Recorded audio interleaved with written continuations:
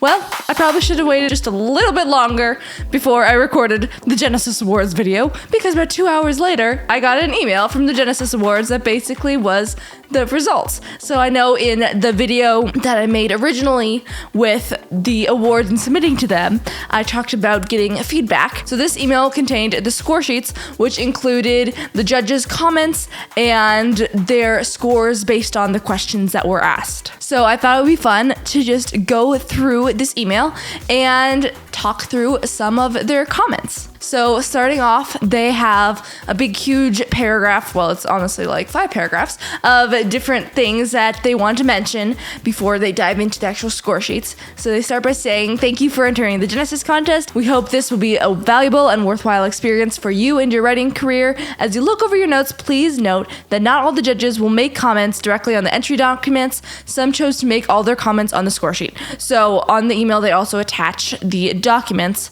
So the 16 pages that I submitted, and I think 2 of mine have writing in them and some notes, and 1 of them has nothing. So that was just to say that some of the documents will have notes, some of them will have nothing, but that will just be included in the score sheets. Then they go on to mention something about thank you notes, and you can write a thank you note to the judges, but just not to get into defending your project and being unprofessional in that. They say just accept these opinions gracefully and then don't pitch why you don't agree with them.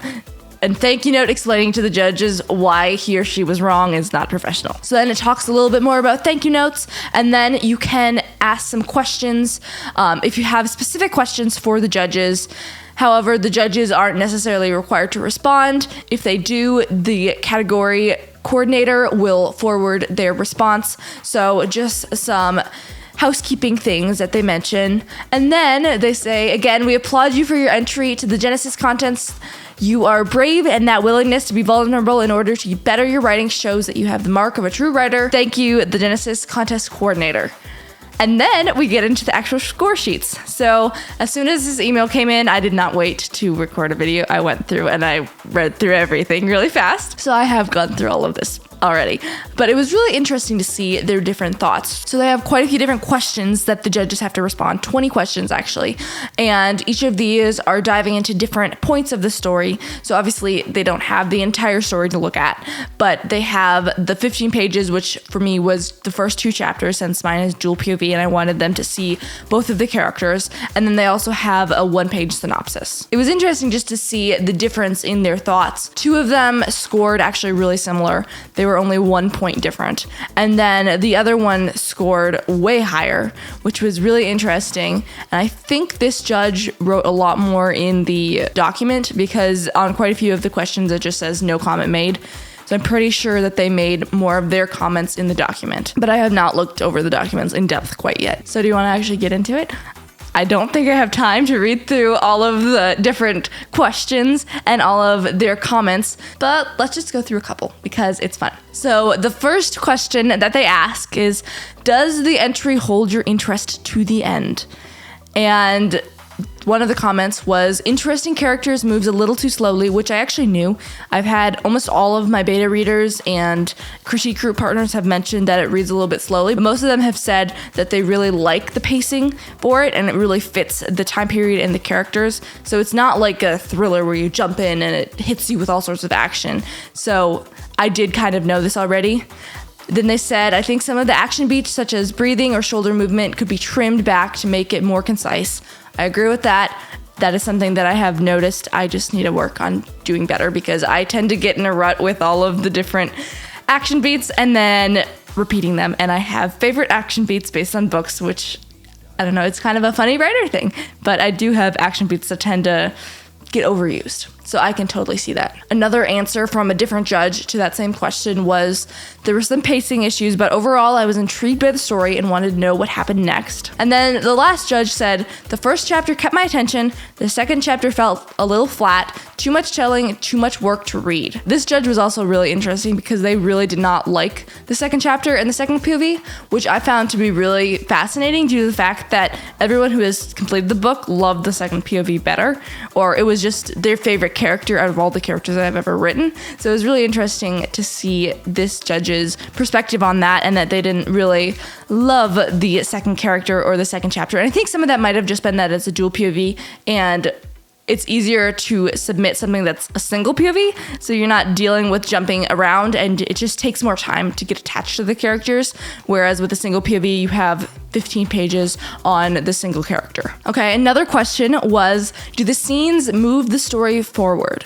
So this one judge said, moving to a different year and different characters in chapter 2 was a little bit difficult for the reader. I couldn't immediately process who the main character and the little sister were in the storyline. I suspected, but had the benefit of reading the synopsis. A person reading the novel will not have the benefit of reading the synopsis. I believe chapter 2 needs a bit more transition from chapter 1, so the reader doesn't have to keep searching to find out how the two chapters are connected, which I found was a really interesting thought due to the fact that I read a lot of dual POVs. So I'm used to jumping between different characters where I have no idea what the connection is, and I just read it because you aren't supposed to know what the character connection is until like way later on in the story. So I did find that a really interesting comment, just thinking through like, okay, maybe I could tie on it more, but at the same time, my goal isn't for the reader to figure out how they're connected quite yet. They'll figure that out closer to the end, because it is kind of supposed to be a mystery as the reader figures it out alongside the characters. Another question was, is the narrative necessary and well placed with the dialogue? So one of the judge's comments was, consider searching for frequently used phrases like breathe or took a long breath. Try to substitute other action beats, and I definitely get that, because I have noticed reading through it that I do tend to get a little bit stuck in a rut with what action beats I use.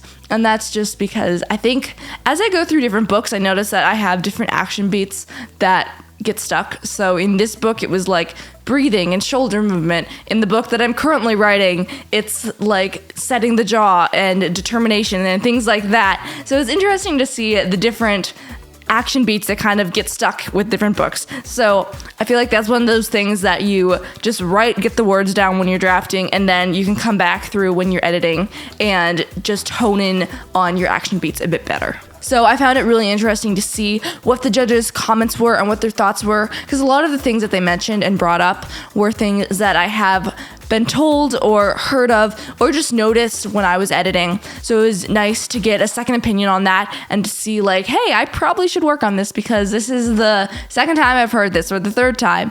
So when there is an additional voice to move into that, it was really interesting. And then things like the second POV, which I don't necessarily agree with, but that's one of those things that's hard with a judging where you only have 15 pages, because there's two POVs and they're not supposed to overlap a ton because they happen like 20 years in the future, and yeah, it's just not supposed to connect like they probably thought it was going to. So that's probably one of those things that's like reader expectation that probably would have been different if they just read more dual POV, which is one of those things where it's like, I read a ton of dual POV, so I'm kind of used to that genre. But for people that aren't used to that and are used to just a single POV, that's all they follow, or if there's a different POV that it jumps around with, there's like a very strong connection. Whereas I like reading dual timelines where it's like a person in historical fiction and then a random person in contemporary, and you have no idea how they connect until way later on in the story when it's like, oh, it all works out. So I think that's probably one of those more subjective sort of things. But overall, I thought it really interesting to read over their comments.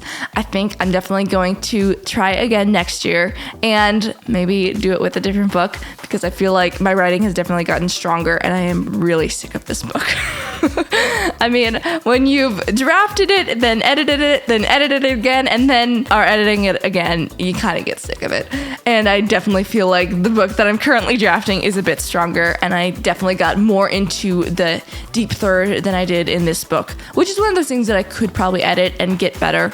And I plan on editing it eventually, but I'm kind of sick of it at the moment. So I would just like to extend a thank you to all of the judges and coordinators who helped so much with the Genesis contest. It's a really neat opportunity, and I am so thankful to have been able to participate in it this year. So thank you for all of you guys who put the work in and the time in to make this contest possible. So if you enjoyed this video, please give it a like and follow along, and I hope to see you next week.